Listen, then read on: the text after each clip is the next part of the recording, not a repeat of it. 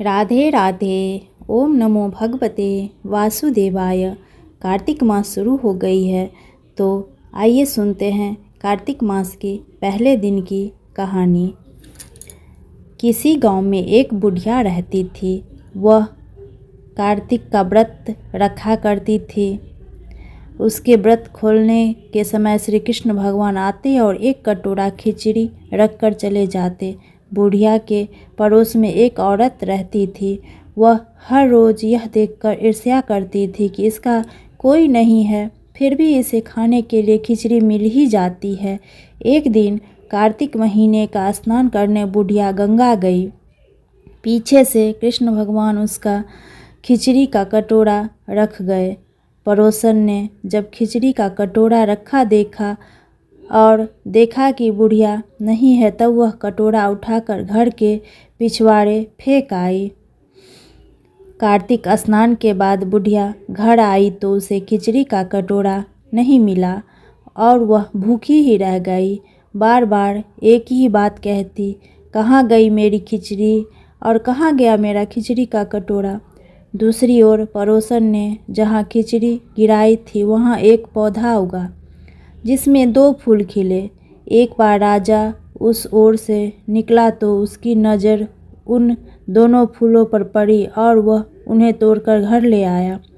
घर आने पर उसने वह फूल रानी को दिए, जिन्हें सूंघने पर रानी गर्भवती हो गई।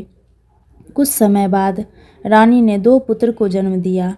वह दोनों जब बड़े हो गए तब वह किसी से भी बोलते नहीं थे, लेकिन जब वह दोनों शिकार पर जाते तब रास्ते में उन्हें वही बुढ़िया मिलती जो अभी भी यही कहती कि कहाँ गई मेरी खिचड़ी और कहाँ गया मेरा कटोरा।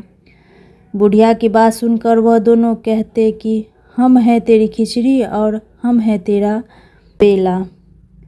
हर बार जब भी वह शिकार पर जाते तो बुढ़िया यही बात कहती और वह दोनों वही उत्तर देते। एक बार राजा के कानों में यह बात पड़ गई। उसे आश्चर्य हुआ कि दोनों लड़के किसी से नहीं बोलते, तब यह बुढ़िया से कैसे बात करते हैं। राजा ने बुढ़िया को राजमहल बुलवाया और कहा कि हमसे तो किसी से ये दोनों बोलते नहीं हैं, तुमसे ये कैसे बोलते हैं। बुढ़िया ने कहा कि महाराज, मुझे नहीं पता कि ये कैसे मुझसे बोल लेते हैं। मैं तो कार्तिक का व्रत करती थी और कृष्ण भगवान मुझे खिचड़ी का बेला भर कर दे जाते थे। एक दिन मैं स्नान करके वापस आई तो मुझे वह खिचड़ी नहीं मिली। जब से मैं कहने लगी कि कहाँ गई मेरी खिचड़ी और कहाँ गया मेरा बेला, तब इस दोनों लड़के ने कहा कि तुम्हारी पड़ोसन ने तुम्हारी खिचड़ी फेंक दी थी तो उसके 2 फूल बन गए थे। वह राजा फूल तोड़ कर ले गया और रानी ने सूंघा तो हम 2 लड़के का जन्म हुआ। हमें भगवान ने ही तुम्हारे लिए भेजा है। सारी बात सुनकर राजा ने बुढ़िया को महल में ही रहने को कहा। कार्तिक महाराज, जैसे आपने बुढ़िया की बात सुनी वैसे ही आपका व्रत करने वाले को भी सुनना। राधे राधे। ओम नमो भगवते वासुदेवाय। तो आइए सुनते हैं कार्तिक माह की दूसरी कहानी।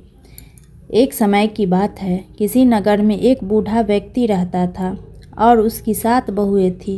एक बार कार्तिक का महीना आया और उसने अपनी बहुएं से कहा कि मैं कार्तिक का स्नान करूँगा, क्या तुम इसे निभा दोगी।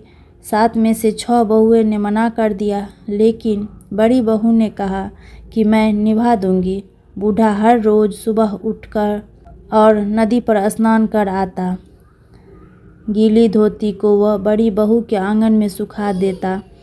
जैसे जैसे उस गीली धोती में से पानी की बूंदें ज़मीन पर गिरती, वैसे ही वह हीरे मोतियों में बदल जाती। धोती से हीरे मोती गिरते देख बाकी 6 बहुओं से रहा नहीं गया और वे बोली कि हम भी बूढ़े को अपने यहाँ नहाने को बोलते हैं। उन्होंने कहा कि पिताजी, आप कल से हमारे यहाँ कार्तिक नहा लेना। बूढ़े ने कहा कि ठीक है, मुझे तो नहाना ही है, मैं तुम्हारे यहाँ नहा लूँ। बूढ़ा सुबह सवेरे स्नान स्नान करके आया और धोती उसने दूसरी बहू के आंगन में सुखाने के लिए डाल दी, लेकिन यहाँ हीरा मोती के बजाय कीचड़ टपकने लगा। बहुओं ने यह देखा तो कहा कि आप हमारे यहाँ पाप का स्नान कर रहे हैं, इसीलिए यहाँ से जाओ और बड़ी बहू के यहाँ ही स्नान करो। बूढ़ा वापस बड़ी बहू के यहाँ आया और कार्तिक का स्नान करने लगा। स्नान करके उसने धोती फिर से सुखाई तो फिर से हीरे मोती गिरने लगे। अब कार्तिक का महीना समाप्त होने वाला था। बूढ़ा चिंता में पड़ गया तो बड़ी बहू ने इसका कारण पूछा। उसने कहा कि कार्तिक स्नान समाप्त होने को है और मेरा मन है कि मैं सारे परिवार को एक दिन खाने का न्योता दूं। बड़ी बहू ने कहा, पिताजी इसमें चिंता की क्या बात है, आप सभी को बुला ले और मैं खाना बना दूंगी। बूढ़ा सभी को निमंत्रण देने गया तो बाकी बहुओं ने भी, जब तक यह घर पर रहेगी हम खाने पर नहीं आएंगे। बाकी बहुओं ने कहा कि जब तक यह घर पर रहेगी हम खाने को नहीं आएंगे। बूढ़ा फिर से चिंता से घिर गया कि ऐसे कैसे होगा और सूखने लगा। बूढ़े को सूखते देख बड़ी बहू ने कहा, पिताजी अब आपको क्या चिंता है। बूढ़े ने बाकी 6 बहुओं वाली बात बड़ी बहू को बता दी, जिससे सुनकर बहू बोली कि पिताजी ठीक है, मैं खाना बनाकर रख जाऊंगी। और उसने वैसा ही किया। खाना बनाकर रख दिया और अपने लिए 4 रोटी लेकर खेत पर चली गई। इधर 6 बहुओं ने खाना खा लिया, लेकिन जाने से पहले बाकी बचे खाने में कंकड़ पत्थर डाल दी कि बड़ी बहू आएगी तो परेशान होगी।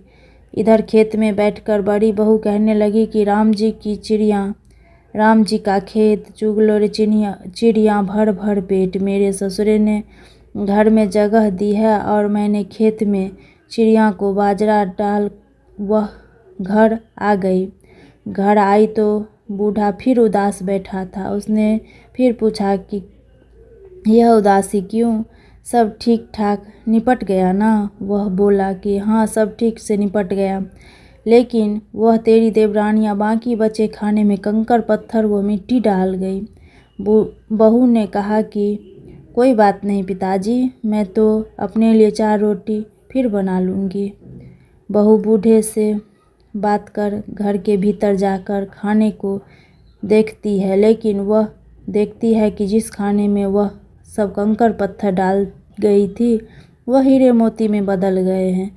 घर की जगह महल खड़ा हो गया है और धन दौलत से भर गया है। अन्न के भंडार घर में भरे पड़े हैं। वह बूढ़े को बुलाकर कहती है, पिताजी आपने तो कहा था कि मेरे लिए कुछ नहीं बचा है, लेकिन यहाँ तो हीरे मोती के भंडार हो गए हैं। पूरे घर में धन की वर्षा हो रही है। साधारण सा घर महल में बदल गया है। बूढ़ा सब चीज़ें को देखकर बोला कि बेटी, तुमने सच्चे मन से कार्तिक स्नान सच्चे मन से निभाया था, लेकिन बाकी बहुओं ने पापी मन से इसे निभाया, इसीलिए कार्तिक देवता तुमसे प्रसन्न हुए और यह फल दिया। हे कार्तिक देवता, जैसे आपने बड़ी बहू की सुनी वैसे ही आप सभी की सुनना। राधे राधे। राधे राधे। ओम नमो भगवते वासुदेवाय। आइए सुनते हैं कार्तिक माह की तीसरी कहानी। किसी गांव में एक बुढ़िया रहती थी। उसकी एक पुत्रवधू भी थी। कार्तिक का महीना आता तो बुढ़िया 12 कोस नहाने जाती, लेकिन उसकी बहू वही पतीले में पानी डालकर कहती कि मन चंगा तो कठौती में गंगा, और गंगा जी उनके लिए वहीं आ जाती। वह उस गंगे में अपना कार्तिक स्नान कर लेती। एक बार कार्तिक नहाते हुए सास की नथ बह गई और बहकर वह बहू के नहाने वाले पतीले में आ गई तो उसने वह उठाकर रख ली। सास घर वापस आई तो उदास थी कि उसकी नथ बह गई है। बहू ने सास को उदास देखकर पूछा कि आप उदास क्यों हो। सास ने कहा कि मेरी नथ गंगा जी में बह गई है। बहू ने कहा कि अच्छा, वह नथ वह तो मेरे पास है। सास ने पूछा कि वह कैसे तुम्हारे पास आ गई। बहू ने कहा कि सासू जी, आप तो 12 कोस कार्तिक नहाने जाती हो, मैं तो यहीं कटरे में पानी डालकर कह देती हूँ कि मन चंगा तो कठौती में गंगा, और गंगा जी बहकर मेरे पास आ जाती है, जिससे मैं स्नान कर लेती हूँ। आज गंगा जी बहकर आई तो उसमें आपकी नथ भी आ गई, जिसे मैंने उठाकर रख दिया। इस कहानी के बाद कहना चाहिए कि जैसे बहू की आई सभी के आए, लेकिन जैसे सास की आई वैसे किसी की ना आए। राधे राधे।